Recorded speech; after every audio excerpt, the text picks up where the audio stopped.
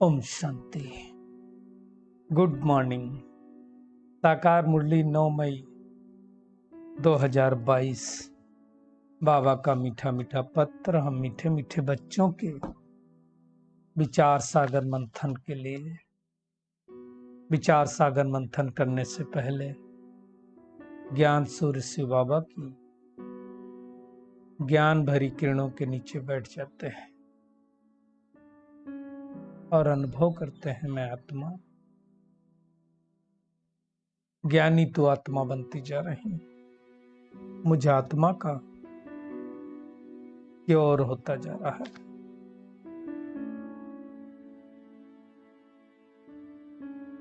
आज मीठे बाबा ने कहा, मीठे बच्चे, जिस बाप को तुमने आधा कल्प याद किया है, द्वापर युग से याद करना चालू किया था और कलयुग अंत तक याद किया, अब उसका फरमान मिलता है। क्या फरमान मिलता है? कि तुम आत्मा समझकर मुझे याद करो। पावन दुनिया में जाना है तो पावन बनो, इससे ही तुम्हारी चढ़ती कला हो जाएगी। परमात्मा का फरमान का पालन करेंगे तो चढ़ेंगे, नहीं तो नहीं चढ़ेंगे। आज का प्रश्न है, तुम बच्चों को अपनी नेचर क्योर आप ही करनी है, कैसे? दूसरा तो कोई करने आएगा नहीं। बाबा कहते हैं, एक बाप के याद में रहने से और यज्ञ की प्यार से सेवा करने से नेचर क्योर हो जाएगा। क्योंकि याद जब करेंगे तो क्या होगा, आत्मा के अंदर जो विकार है, कमी कमजोरी, वो दूर होती जाएगी, मतलब आत्मा निरोगी बनेगी। और जो सेवा करेंगे यज्ञ की, उससे खुशी भी रहेगी और आने वाले समय में शरीर भी स्वस्थ मिलेगा। बाबा कहते, जो याद और सेवा में बिजी रहते हैं उनकी नेचर क्योर स्वतः हो जाती है, परंतु 21 जन्मों के लिए स्वस्थ मिल जाता है। आज का गीत है, तूने रात गंवाई सोए के और दिन गंवाया खाए के। मेजोरिटी दुनिया में समय किसमें जा रहा है? इसमें जा रहा है ना।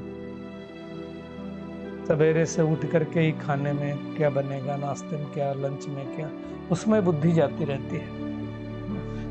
सत्युग त्रेता में तो जरूरत नहीं होती, लोग डायरेक्ट माँ प्रकृति से जो मिलता है उसको ग्रहण करते हैं। तो बाबा कहते हैं, बच्चों ने गीत सुना, माला फेरते फेरते तो युग बीत गए, 2 युग बीत गए, है ना। परंतु किसी की बुद्धि में ये नहीं आया कि हम ऊंचे से फिर नीचे गिरते हैं। बाबा कहते हैं, अब तुम्हारी चढ़ती कला होती है। तुम्हारी चढ़ती कला मतलब क्या है? तेरे बहाने सर्व का भला, अर्थात भारत की चढ़ती कला। भारत ही शिष्टाचारी और भ्रष्टाचारी बनता है, तो अब भारत ही फिर से निर्विकारी से विकारी बन रहा है और बाबा आया हुआ है भारत में इसको निर्विकारी बनाने के लिए। 21 पीढ़ी चढ़ते हैं, फिर उतरती कला होती है। अभी भारत की उतरती कला पूरी हो गई है ना, अब धीरे धीरे चढ़ती कला हो रही है। लेकिन क्या है, विद्वान पंडित क्या कहते हैं, 40,000 वर्ष कलयुग चलेगा। इतने घोर अंधेरे में, इतने दिनों में तो हाल हो गया। 40,000 वर्ष चले तो क्या हाल होगा सृष्टि का। तब से बाबा कहते, पूछो तुम्हारा परमात्मा से क्या ताल्लुक। एक बाप तो सबको है ही है, लौकिक बाप जिसने जन्म दिया, परंतु उसके होते हुए भी दूसरे को याद करते हैं, इसका मतलब पारलौकिक बाप भी है। मनुष्य सृष्टि का सिजरा कौन है? ब्रह्मा बाबा। तो ब्रह्मा द्वारा आकर के परमात्मा हमें अडॉप्ट करते हैं। बाबा कहते हैं, अब तुम आत्माओं की चढ़ती कला है, बाकी आत्माओं की गिरती कला है, तो तुम विश्व के मालिक बनते हो। लेकिन कैसे? गुप्त रीति से। कोई माला फेरने की बात नहीं, मन बुद्धि से परमात्मा को याद करो। माला फेरते फिरते भी क्या हमारी बुद्धि इधर उधर जा सकती है? जाती है ना। तो वो सब में अपने को नहीं पढ़ना है। दुनिया में तो कितने ढेर आश्रम हैं,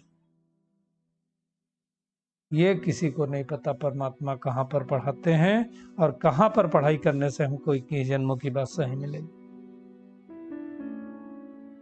बाबा समझाते हैं इस राजयोग की पढ़ाई से ही विश्व की बात सही मिलने वाली। कई लोग कहते हैं कहीं गॉडफादर आया हुआ जरूर है, तो आया है, लेकिन कहाँ आया हुआ है उसको पहचानते नहीं है, है ना। विनाश की भी तैयारी कर रहे हैं, बम साफ तो बन ही चुके। इसका मतलब बाप जरूर स्वर्ग की स्थापना और नर का विनाश कराते होंगे। इतनी मारा मारी लड़ाई भी चालू हो गई। दुनिया में कितने उपद्रव हो रहे हैं। कलयुग बदल फिर सतयुग हो रहा है, अंडरलाइन। कलयुग बदली हो रहा है, स्थापना का कार्य संपूर्ण होने वाला है। और हम उस सतयुग की स्थापना में बाबा के मददगार हैं। क्या मदद करेंगे बाबा की? बाबा की श्रीमत पर चलना, श्रीमत का पालन करना, वही सबसे बड़ी मदद है। दुनिया में क्या कहते हैं, ब्राह्मण देवी देवताएं नमः। ब्राह्मण को भी नमस्ते, देवताओं को भी नमस्ते। परंतु जब तक ब्राह्मण को नमस्ते न करें, अर्थात ब्राह्मण नमस्ते लायक न बने, तब तक देवता तो बन ही नहीं सकते। तो बुद्धि में रखना है हम किसके पास आए हैं। शिव बाबा के पास थ्रू ब्रह्मा, ये निश्चय रखना है ना। किसी के बहकावे में नहीं आना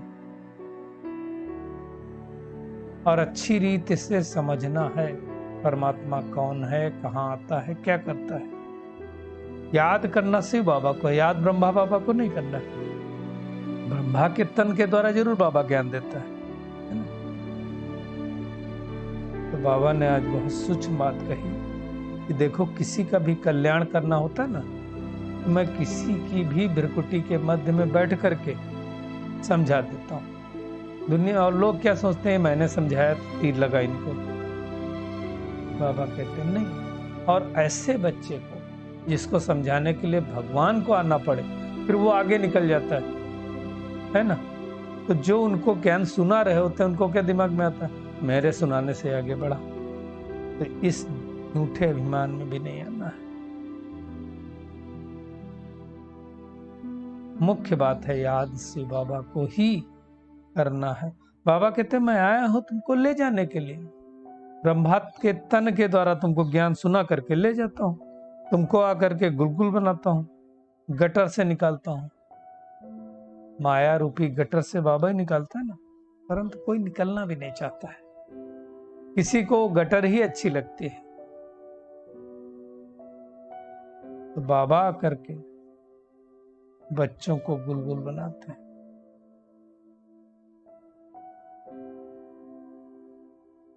कई लोग फिर गुरु सन्यासी बोल कहेंगे ब्रह्म को याद करो तो तुम निर्माण धाम में चले जाएंगे।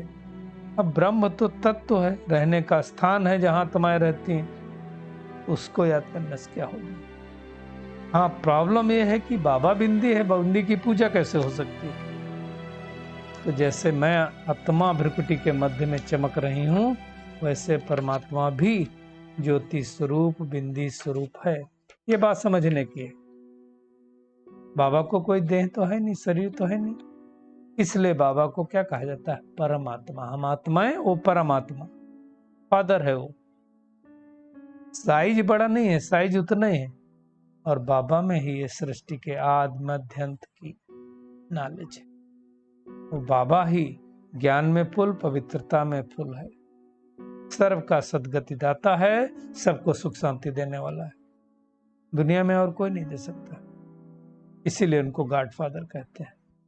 दुनिया में तो कितनी अंधश्रद्धा है, सबकी गिलानी कर दी। कृष्ण को लॉर्ड भी कहते हैं और गॉड भी कहते हैं। लॉर्ड कृष्णा बोलते हैं ना।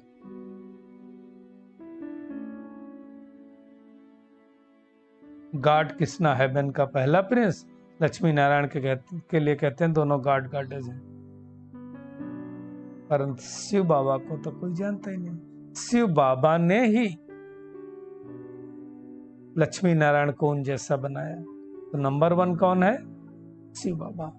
उससे पुरानी बाबा कहते कोई चीज हो नहीं सकती। लेकिन नाम रूप क्या है उसमें मूंझ जाते, इसलिए समझ नहीं पाते। बाबा खुद कहते हैं मैं संगम पर आता हूं, संगम पर ही आता हूं। बाकी वेदों शास्त्रों में दुनिया भर की दंत कथाएं लिख दी, उससे किसी की चढ़ती कला हो नहीं सकती। जो बाबा सुना रहा है उसको हमें धारण करना, धारण करेंगे तो आगे बढ़ेंगे ना। बाबा कहते हैं श्रीनाथ कृष्ण को कहते हैं, और श्रीनाथ द्वारे में देखो भोजन बनता है। शिव बाबा तो भोजन खाता नहीं, परंतु बाबा की याद में पवित्र रह करके भोजन बनाना चाहिए, उससे बल मिलता है। बाबा खाता नहीं लेकिन उसके प्रकंपन तो आते हैं ना।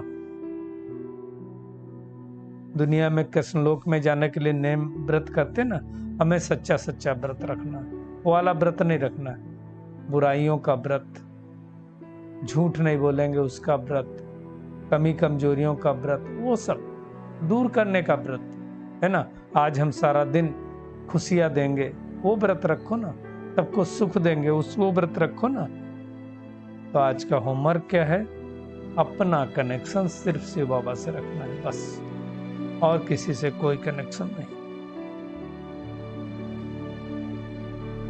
किसी भी देहधारी को नहीं याद करना है, सिर्फ और सिर्फ बाबा को ही याद करना है। क्योंकि जिस बाप को हम आधा कल्प से पुकार रहे थे वो आया हुआ है। याद के द्वारा खुद का ही कल्याण करना है, और ये नहीं सोचना है कि मैंने इसका कल्याण किया। इस अहंकार में नहीं आना। ये देह अभिमान है, कराने वाला परम पिता परमात्मा है। आज का बाबा का खूबसूरत वरदान है, अमृत बेले 3 बिंदियों का तिलक लगाने वाले क्यों क्या कि हलचल से मुक्त अडोल अचल अडोल भो। बाप दादा सदा कहते हैं कि रोज अमृत बेले 3 बिंदियों का तिलक लगाओ। आप भी बिंदी, बाप भी बिंदी, और जो हो गया सो भी बिंदी। नथिंग न्यू, तो फुल स्टॉप, वो भी बिंदी। तो बाबा कहते हैं 3 बिंदी का तिलक लगाना अर्थात स्मृति में रहना। तो फिर सारा दिन क्या होगा? अचल अडोल रहेंगे। क्यों क्या की हलचल समाप्त हो जाएगी, है ना। बाबा कहते हैं जिस समय कोई बात होती ना उसी समय फुल स्टॉप लगाओ। नथिंग न्यू, जो होना था वही हो रहा है, साक्षी बन करके बाबा कहते हैं, और आगे देखते चलो। एक्चुअली जब उस समय जब कोई पेपर आता है ना, उस समय बिंदी नहीं याद आती है, और याद आता है तो उस समय क्या लगता है मेरे साथ ऐसा क्यों हो रहा है। बिलीव नहीं होता है, लेकिन बिलीव करना पड़ेगा कि ड्रामा में ऐसा ही पार्ट है, ऐसा ही होना था।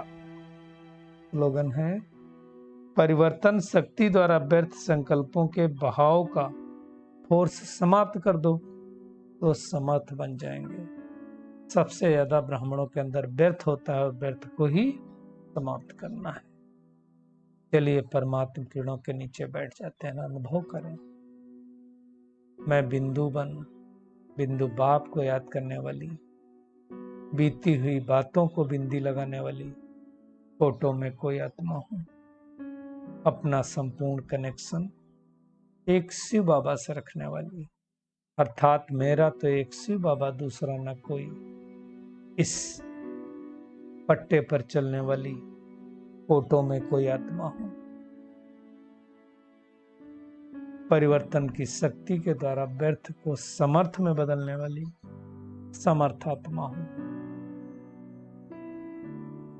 बहुत गई थोड़ी रही, थोड़ी में भी थोड़ी।